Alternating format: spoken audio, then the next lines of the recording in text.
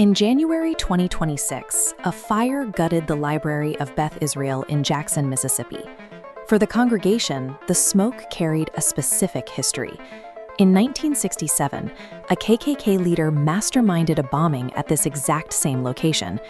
The suspect, 19-year-old Stephen Pittman, allegedly admitted to investigators that he targeted the temple because of its Jewish ties. His justification relied on a specific, ancient phrase. He called the building a Synagogue of Satan. Pittman was born 40 years after the 1967 bombing. He isn't a theologian, yet he used the same vocabulary as the Klansmen from the 60s. This raises a question.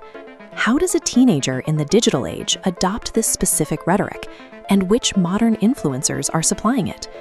This arson followed a profitable, centuries-old information pipeline. To understand why a teenager would burn a library, we have to audit the system that provided his script. The phrase originates in the first-century letters of Revelation, chapters 2 and 3. These were messages sent to early Christian communities in Asia Minor, modern-day Turkey, who were facing intense local pressure and slander. The original Greek word is synagogue. In the first century, this was a generic term for any assembly. In James, English translators render it as assembly, but in Revelation, they leave it as synagogue, artificially pinning a first-century critique to the modern Jewish faith. Jesus was addressing a specific group in Smyrna and Philadelphia, Gentile God-fearers, who were falsely claiming Jewish identity to avoid Roman persecution. This was a pastoral rebuke regarding a local conflict over spiritual loyalty, not a verdict on an entire ethnicity. By stripping the verse of its historical boundaries, translators and commentators turned a local, first-century warning into a permanent, weaponized slur. By the 4th century, the context was gone. Figures like John Chrysostom used the phrase to justify violence against Jewish communities, arguing that their gatherings were celebrations with demons because they rejected the Christian Messiah.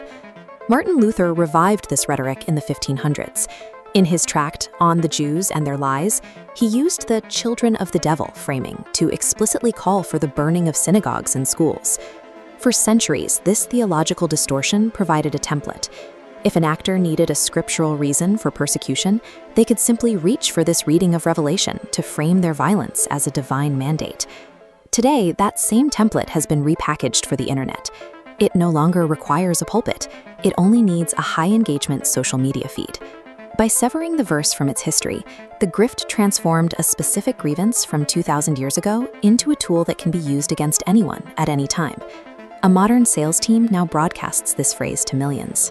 Mainstream influencers like Candace Owens use her platform to describe a Synagogue of Satan global conspiracy to her 5 million subscribers. The rhetoric bridges deep ideological divides.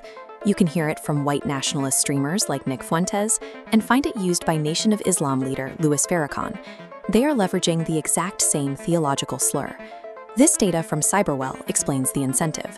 Between 2023 and 2024, 24% of the anti-Semitic English videos they tracked on YouTube were monetized.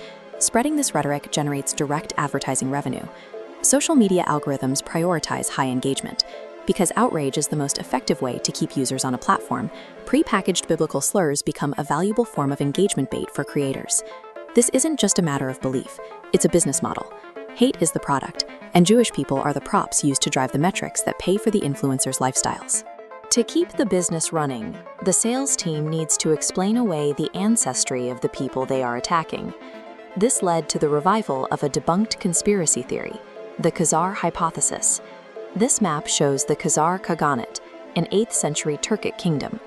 The theory claims that Ashkenazi Jews are actually descendants of this group, rather than the Middle Eastern Israelites of the Bible. Modern genetics refutes this.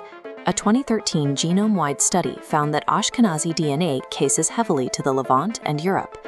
There is no evidence of a genetic contribution from the Caucasus region where the Khazars lived. Despite this scientific consensus, the theory has been mainstreamed by figures like Tucker Carlson. By questioning Jewish DNA on massive platforms, they provide a pseudoscientific cover for the theological slur. The Khazar myth is a shield. It allows the profitable hate scheme to continue by giving the audience a way to feel their prejudice is grounded in research. We can trace the path from the fake science and the weaponized theology directly back to the 19-year-old arsonist in Mississippi. Stephen Pittman's vocabulary was supplied by a digital environment.